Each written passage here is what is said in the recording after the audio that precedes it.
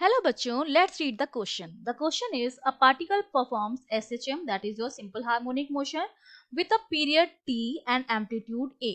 The mean velocity of the particle over the time interval during which it travels a distance a by 2 from the extreme position is. हमको उस particle की mean velocity find out करनी है जब वो particle a by 2 distance travel कर लेता है अपनी एक्सट्रीम पोजीशन से. ठीक है, तो इसके अगर मैं की कॉन्सेप्ट की बात करूं तो की कॉन्सेप्ट में ये आ जाएगा कि जैसे कोई पार्टिकल सिंपल हार्मोनिक मोशन कर रहा है. ठीक है, उसने सिंपल हार्मोनिक मोशन करना स्टार्ट किया. ठीक है, यहाँ पर x इक्वल्स टू क्या है आपका 0 है.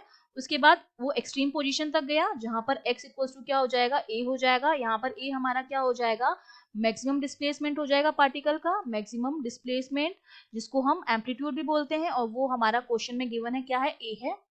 ठीक है, और ये हमारी क्या हो जाएगी, एक्सट्रीम पोजीशन हो जाएगी, एक्सट्रीम पोजीशन. ठीक है,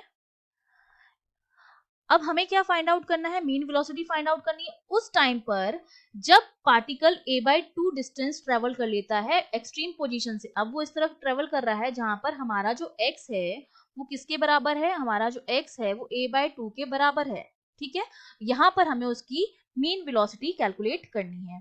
तो सबसे पहले तो हमें पता होना चाहिए, हमने ये मान लिया कि जब हमारा पार्टिकल एक्सट्रीम पोजीशन पर था उस टाइम हमारा जो टाइम था वो t इक्वल्स टू क्या था, t1 था.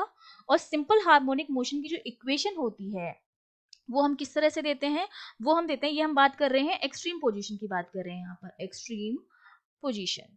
ओके,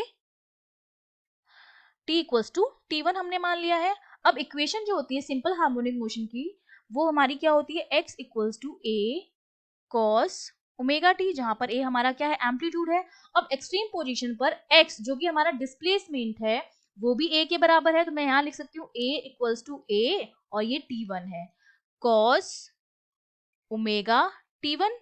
तो यहां से cos ओमेगा t1 की जो वैल्यू आ गई है वो हमारे पास कितनी आ गई है, 1 आ गई है.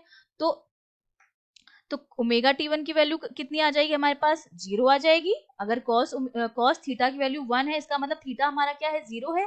तो ओमेगा टी1 हमारा 0 आ गया, इसका मतलब हमारा टी1 जो है वो कितना आ गया है, 0 आ गया है. ठीक है, ये हो गई हमारी एक्सट्रीम पोजीशन की बात.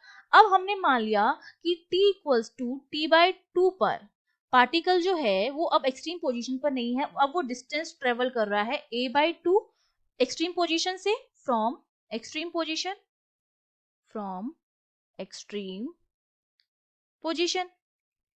ठीक है, इसका मतलब अब हमारा जो डिस्प्लेसमेंट है x वो किसके बराबर है, a बाय 2 के बराबर है. पहले हमारा जो डिस्प्लेसमेंट था वो a के बराबर था, अब हमारा जो डिस्प्लेसमेंट है वो a बाय 2 के बराबर है. तो हम सेम इक्वेशन लगाएंगे सिंपल हार्मोनिक मोशन की. जब हम सेम इक्वेशन लगाएंगे तो हमारे पास ये क्या आ जाएगा, a बाय 2, x की जगह a बाय 2 रखेंगे, that is equals to a cos omega t2 हो जाएगा हमारे पास. तो cos ओमेगा t2 की वैल्यू कितनी आएगी, cos ओमेगा t2 की वैल्यू आ जाएगी हाफ, a कैंसिल हो जाएगा. इसका मतलब हमारा जो ओमेगा t2 है उसकी वैल्यू कितनी है, पाई बाई 3 है, क्योंकि पाई बाई 3 की cos पाई बाई 3 की जो वैल्यू होती है वो हाफ होती है. तो t2 की जो वैल्यू आ जाएगी हमारे पास वो उतनी हमारे पास आ जाएगी पाई बाय 3 ओमेगा. ठीक है, अब हमने t2 की वैल्यू भी निकाल दी है. हमें क्या निकालना है, हमें फाइंड आउट करनी है एक्सट्रीम वेलोसिटी, सॉरी हमें फाइंड आउट करनी है मीन वेलोसिटी. ठीक है, तो मीन वेलोसिटी जो हमारी होती है वो हमारी क्या होती है, वेलोसिटी जो हमारी होती है वो बेसिकली क्या होती है, डिस्टेंस डिस्प्लेसमेंट अपॉन टाइम. अब हम मीन वेलोसिटी की बात करें तो हमारे पास आ जाएगा total distance upon total time. ठीक है, total distance upon total time. तो टोटल डिस्टेंस कितनी ट्रेवल की है, a बाई 2 ट्रेवल की है, क्योंकि हमें जो मीन वेलोसिटी फाइंड आउट करनी है वो a बाई 2 डिस्टेंस पे फाइंड आउट करनी है एक्सट्रीम पोजीशन से. तो टोटल डिस्टेंस तो a बाई 2 हो जाएगी, और टोटल टाइम कितना हो जाएगा, t2 में से हमको क्या करना है, t1 को माइनस करना है, तो ये हमारा टोटल टाइम हो जाएगा. अब हमें t1 और tt की वैल्यू हम लोग फाइंड आउट कर चुके हैं, यहाँ पर वैल्यू पुट करेंगे सिंपली, तो ये हो जाएगा मेरा a बाई 2 अपॉन t2 जो मेरा आया था वो आया था पाई बाय 3 ओमेगा, और t1 मेरा आया था 0. जब मैं इसको सॉल्व करूंगी, इसको v लिख देती हूँ, जब सॉल्व करूंगी इसको तो इसकी जो वैल्यू आती है वो आती है 3 ओमेगा अपॉन 2 पाई. अब मैं ओमेगा की जगह 2 पाई बाई टी लिख सकती हूँ. ठीक है, ओमेगा हमारी एंगुलर फ्रीक्वेंसी होती है जिसकी जो वैल्यू होती है 3 अपॉन 2 पाई, और ओमेगा जो मेरा होता है वो होता है 2 पाई बाई टी, जहां पर टी क्या होता है, टाइम पीरियड होता है. तो 2 पाई से 2 पाई आपका कैंसिल हो जाएगा, तो v की जो वैल्यू आती है that is coming out to be 3a/t।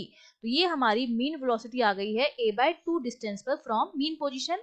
That means C option is the correct option. I hope you understood well. All the best.